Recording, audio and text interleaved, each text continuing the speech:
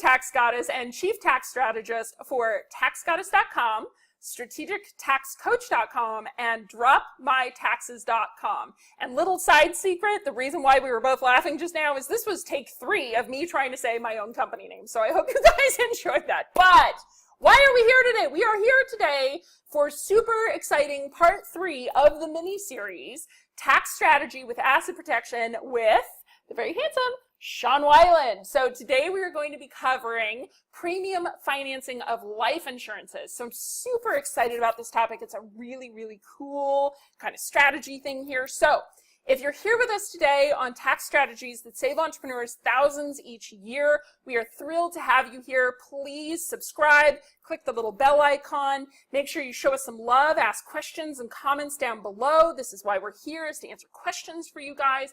And so we are going to jump into this topic, and I'm way too excited. So Sean, tell us all about it. Premium financing of life insurance.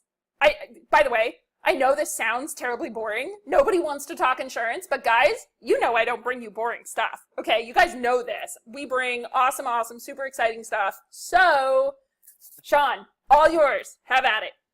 Okay, fantastic. So in the previous 2 installments, we covered captive insurance. That required very substantial premium, substantial cash flow for a business to be able to implement.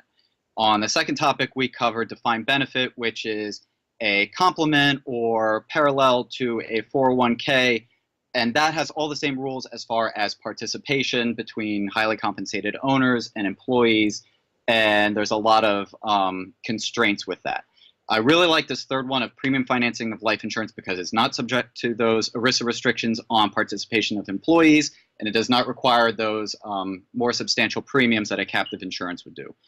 Essentially, what we're doing is a bank is lending the owner of a life insurance policy. So it is life insurance. You have to go through medical underwriting and all that usual rigmarole. However, instead of paying significant premiums, a bank will finance approximately 3/4 of the premium. 75%. 75%. Okay. So generally it works out that you would have to commit to paying half of the illustrated premium for the first 5 years. The bank would finance the other half for those first 5 years. In the next 5 years, the bank actually pays the full premium, and then it grows in a tax advantage life insurance policy for another 5 years after that. So 15 years between when it begins, or 15 years into the policy, then the bank recoups its loan. But the interest rate in the loan is, less than, or should be less than what would be received credited inside of the policy. So you get to take advantage of that spread, that compound interest, the fact that it all happens in a tax qualified structure.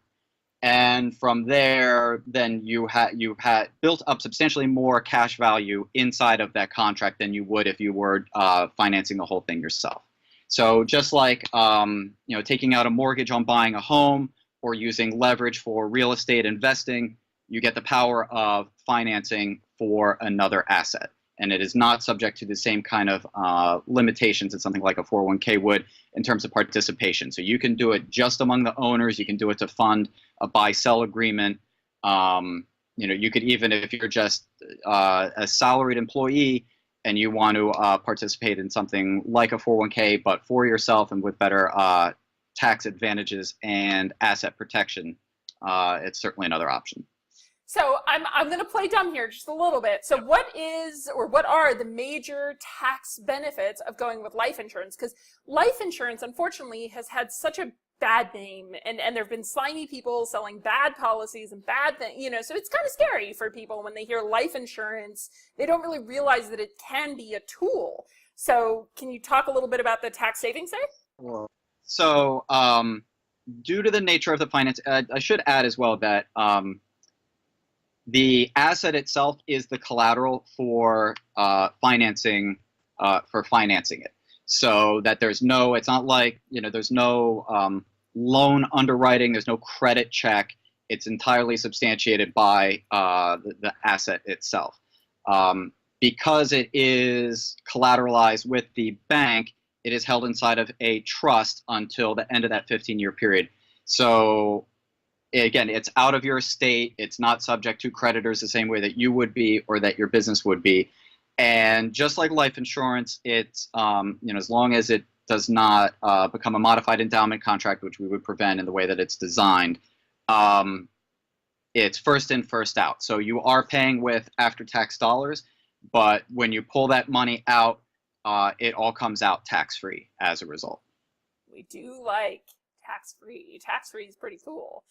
Okay, so for those of our listeners out there, you heard a whole bunch of pretty detailed terms, right? Modified endowment contract, and we got to write it this way, and this kind of thing. So again, as usual, you guys know this, especially about our channel, we don't bring you tax strategies that, you're just going to kind of do in a shady way, right? They have to be done.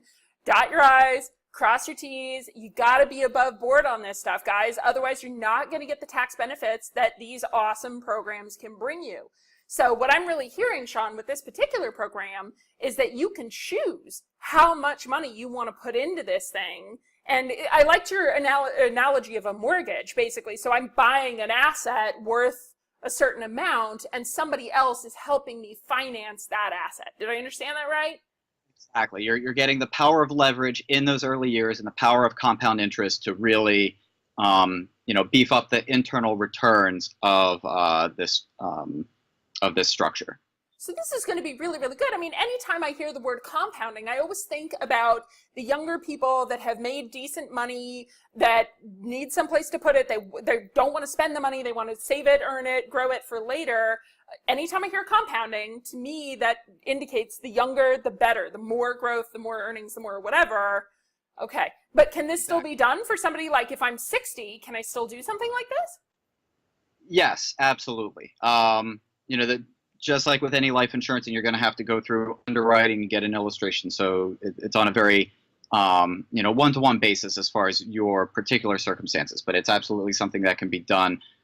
Generally, as long as there's no present smoking use. Tobacco is the one thing that really makes the premiums not sustainable in this way. Okay. But otherwise, yeah, age should not be a reason to not consider it. Love it. Okay, and consider is a perfect word here. Guys, as you know, we try to bring you lots of different kinds of tax strategies, and so considering things, please, please, please, guys, don't shut your mind because you heard the word insurance, okay? I know that can be a scary term, but as usual, work with qualified professionals. Check out their background. Ask for references, those kinds of things, okay? Make sure you're working with somebody above board, and then insurance, like any other strategy, is a tool, okay? It's a tool to help you get to where you want to go in life.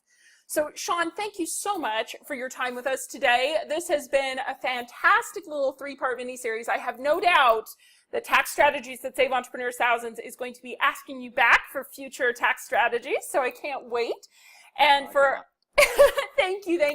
And for our listeners out there, make sure that you subscribe, click the little bell icon. If you have any questions or comments, leave them down below. Sean and us, we will try and get to those answers as fast as we can. Of course, you can always reach out to us on any of our websites, taxgoddess.com, strategictaxcoach.com, or dropmytaxes.com. And of course, we have the podcast live, so make sure you subscribe to that as well on taxgoddesslive.com. So, signing off with much tax love is Shauna, your tax goddess and chief tax strategist. Bye.